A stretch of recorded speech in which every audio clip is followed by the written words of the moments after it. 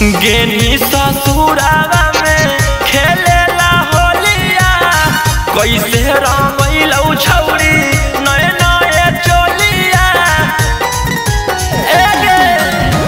गेनी ससुरावा में खेलेला होलिया कैसे रंगैलौ छौरी नए नए चोलिया मन भरलौ की फगुआ उजार हो गेल भतरा नहीं छुलकौ सब बेकार हो गेल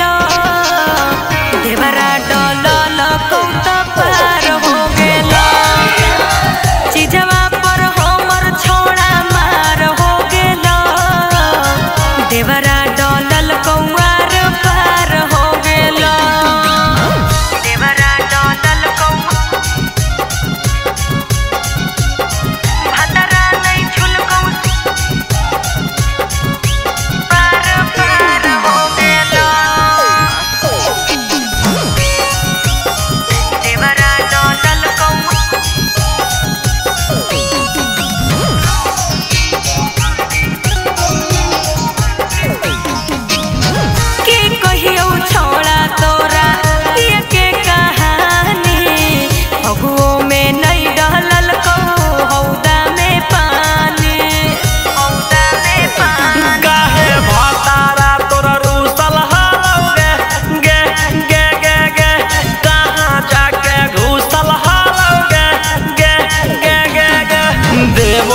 के सब अधिकार हो गेल भतरा ने छुलको सब बेकार हो गेल देवरा डलल कौत पार हो गेल चीजवा पर हमर थोड़ा मार हो गेल देवरा डलल कौआर पार हो गेल